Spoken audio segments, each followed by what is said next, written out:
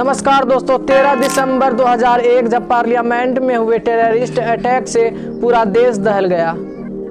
किस तरह 5 आतंकवादी पार्लियामेंट में घुसे और अपने मिशन को अंजाम दिया, कौन थे ये आतंकवादी ग्रुप, इनको क्या सजा मिली, सिर्फ 5 आतंकवादियों ने किस तरह हमारे नेशन की सिक्योरिटी को वार्निंग दी और किस तरह तत्कालीन प्रधानमंत्री अटल बिहारी वाजपेयी ने इस अटैक के खिलाफ सख्ती से लड़ाई लड़े और मुंहतोड़ जवाब दिया।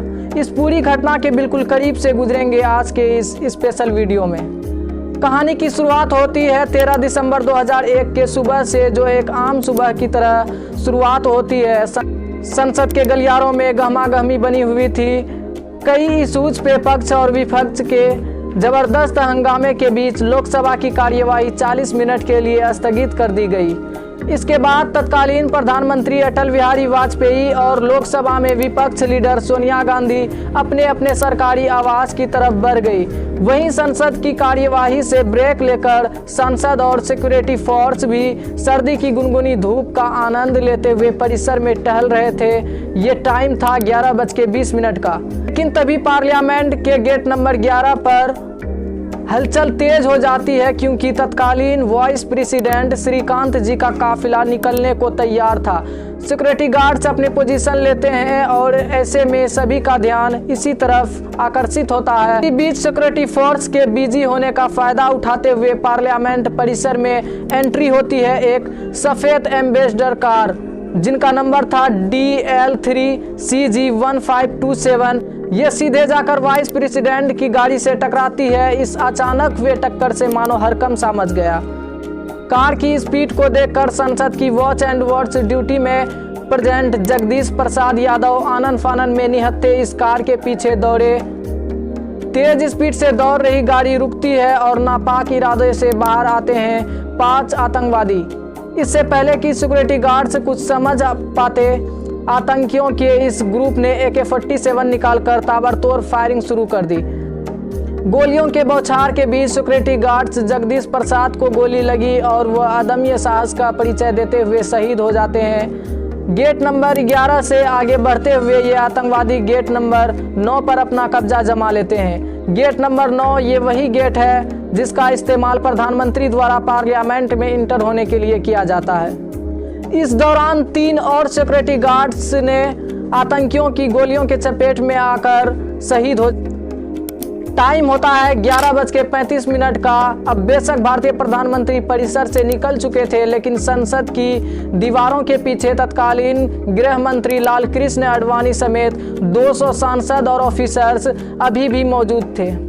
उन्हें खबर ही नहीं थी कि बाहर टेररिस्ट का खूनी खेल शुरू हो चुका है। लेकिन तभी तत्कालीन संसदीय कार्य मंत्री प्रमोद महाजन के रूम में फोन की घंटी बजती है और टेलीफोन पर हुए बातचीत के बाद प्रमोद महाजन को पता चल जाता है कि बाहर से आ रही आवाज प्रोटेस्टर्स की, पटाखों की नहीं बल्कि गोलियों और ग्रेनेड्स के धमाकों की है। ये बात जब सबको पता चला तब परिसर में जबरदस्त अफरा तफरी मच गई। कई सांसद को संसद के वॉच स्टाफ सुरक्षित जगह पर ले गए। भीतर मचे हरकम के बीच 5 आतंकवादी अंधाधुंध गोलियों की बौछार करते हुए गेट नंबर 9 की तरफ भागे जा रहे थे। गेट नंबर 9 और उसका बीच का डिस्टेंस कम होता जा रहा था, लेकिन इस बीच एक सिक्योरिटी गार्ड्स ने अपने दिमाग का इस्तेमाल करते हुए गेट नंबर 9 के दरवाजे को बंद कर दिया। लेकिन सिक्योरिटी फोर्स के जबरदस्त जवाब ने 3 आतंकवादियों को जल्द ही मार गिराया, पर बाकी बचे 2 आतंकवादियों ने कोहराम मचाया हुआ था। इसी बीच जाबाज सिपाही ने चौथे आतंकवादियों को भी मार गिराया। इसमें बचा लास्ट आतंकवादी गेट नंबर 1 की तरफ बढ़ गया। ये फायरिंग करते हुए तेजी से गेट नंबर 1 की तरफ बढ़ता जा रहा था। गेट नंबर 1 वही गेट है जहां से तमाम मंत्री, सांसद और पत्रकार भवन के भीतर जाते हैं।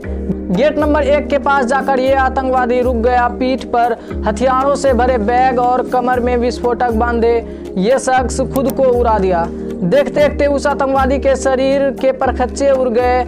ये धमाका इतना तेज था कि उसके खून और बॉडी पार्ट्स संसद भवन के दीवारों पर चिपक गए। बारूद और जले हुए इंसानी शरीर का गंध चारों तरफ फैल गया। इसी तरह करीब 45 मिनट तक चले इस आतंकवादी हमले के जवाब में सिक्योरिटी फोर्स ने सभी 5 आतंकवादियों को मार गिराया।